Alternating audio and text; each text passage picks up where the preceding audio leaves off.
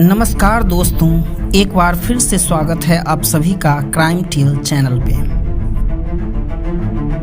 अगर आप इस चैनल पे नए हैं और आप क्राइम की रोमांचित कर देने वाली कहानियां सुनना चाहते हैं तो इस चैनल को अभी सब्सक्राइब करें।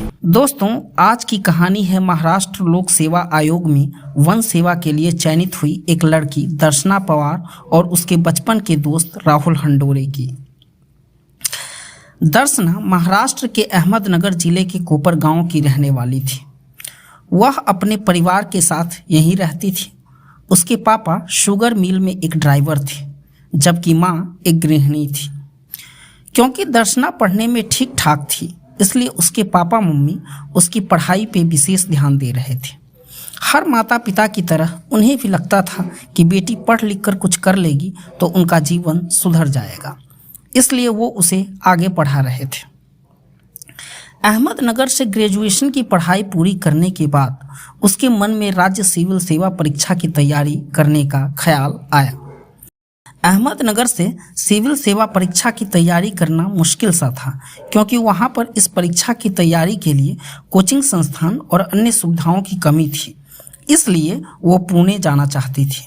उसके माता पिता उसे पुणे भेजने से झिझक रहे थे, क्योंकि एक तो वो लड़की थी, तो हर माता पिता की तरह उन्हें भी चिंता थी कि उनकी बेटी अकेली इतने बड़े शहर में कैसे रहेगी, और दूसरा उनकी आर्थिक स्थिति भी इतनी अच्छी नहीं थी कि वो अपनी बेटी को सिविल सेवा परीक्षा की तैयारी के लिए पुणे भेज सकें।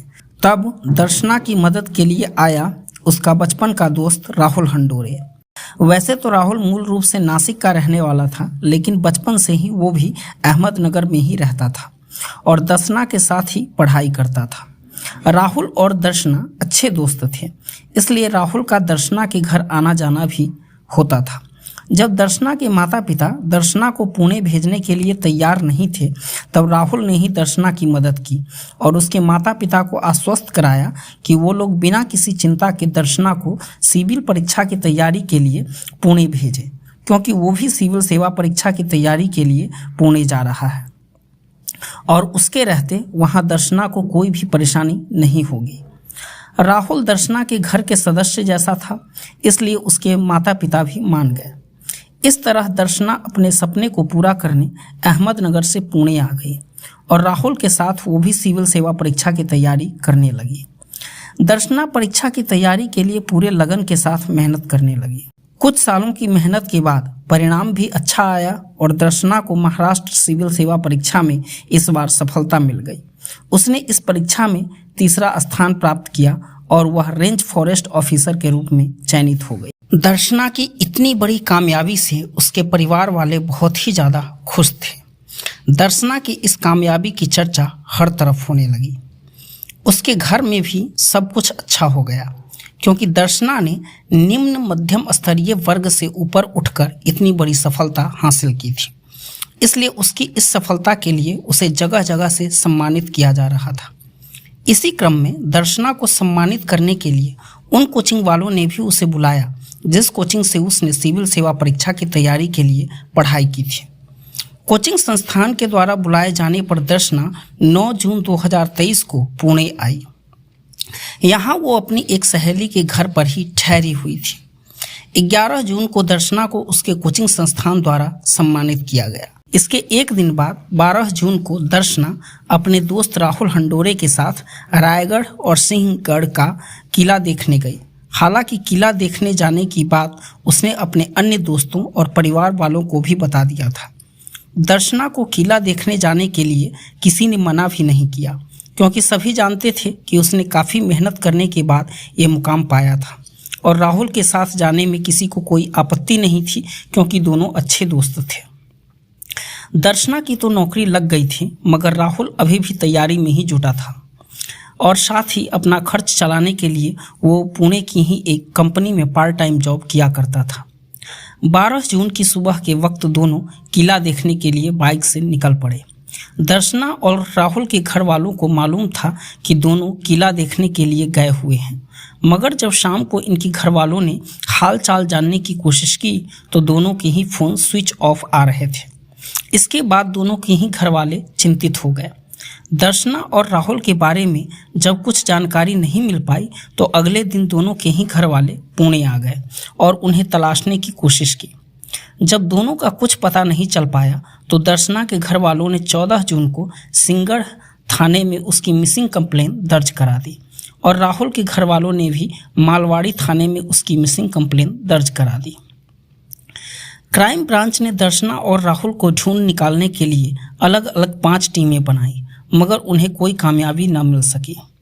19 जून को किसी अनजान शख्स ने पुलिस को सूचना दी कि किले के पास पहाड़ी के नीचे एक महिला की लाश पड़ी हुई है। ये सूचना मिलते ही पुलिस आनन फानन में घटना स्थल पर पहुंची। दर्शना और राहुल की मिसिंग कंप्लेन दर्ज थी। वे दोनों किले से ही गायब हुए थे, इसलिए पुलिस को लगा कि शायद ये लाश दर्शना की ही हो सकती है। इसलिए पुलिस के द्वारा दर्शना के घर वालों को उस लाश की शिनाख्त के लिए घटना स्थल पर बुलाया गया। क्योंकि वो लाश दर्शना की ही थी, इसलिए परिवार पर मानो जैसे दुखों का पहाड़ टूट पड़ा हो। सभी का रो रो कर बुरा हाल हो गया। क्योंकि इस घटना को 4-5 दिन बीत चुके थे, इसलिए लाश की स्थिति बहुत ही खराब हो गई थी। लाश पूरी तरह सड़ गल गया था।